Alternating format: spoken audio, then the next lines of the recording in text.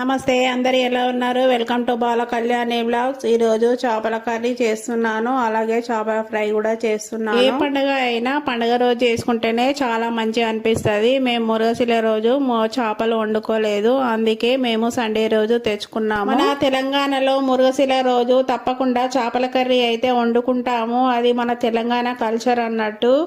అదే రోజు ఇంగు బెల్లం కూడా వేసుకుంటాము. అలాగే చేపల మందు కూడా అదే రోజు వేస్తారు. వేరే రోజులలో దొరకదు చేపల మందు, ఎందుకంటే దగ్గుదమ్ము ఉన్న వాళ్ళు కంపల్సరీ వేసుకుంటారు, అది తగ్గుతుందని నమ్మకం. నేను చేపల పులుసు అయితే తయారు చేస్తున్నాను. ఇలాగా చేసుకుంటే 2 రోజులైనా అస్సలు ఖరాబ్ కాకుండా ఉంటుంది. ఎందుకంటే చేపల కూర మనం చేసిన రోజు కంటే తెల్లవారి తింటేనే చాలా టేస్ట్ అనేది వస్తుంది. మా అమ్మ అయితే చెప్తుండే చేసిన రోజు కంటే తెల్లవారే టేస్ట్ బాగుంటుందని. ఎందుకంటే మనం అమ్మ వాళ్ళ దగ్గరనే కదా నేర్చుకునేటివి అన్ని. చేపల పులుసు ఫుల్ వీడియోలో డీటెయిల్ గా ఎలా చేయాలో పెట్టాను, డిస్క్రిప్షన్ లో లింక్ పెట్టాను, చూడండి. చేపలు మనము తినడం వల్ల కంటి చూపుకు కూడా చాలా మంచిది, అలాగే కొలెస్ట్రాల్ కూడా ఉండదు అందులో చేపలు. అందుకే వారంలో 2 సార్లు అయినా తినాలి కంపల్సరీ. మన కీళ్ళకి కూడా చాలా బలాన్ని ఇస్తుంది, గుండెకి కూడా చాలా మంచిది చేపలు తినడం వల్ల. అందుకే చేపలు మంచివి, వండుకోవాలి అప్పుడప్పుడు. ఇంట్లో పిల్లలు అయితే పులుసు కంటే ఫ్రై ఎక్కువ తింటారు. మేము ఎక్కువగా ఫ్రై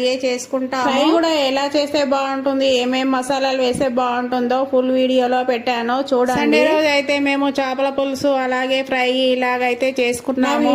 నచ్చితే ఒక లైక్ చేయండి, అలాగే సబ్స్క్రైబ్ చేయండి, షేర్ చేయండి.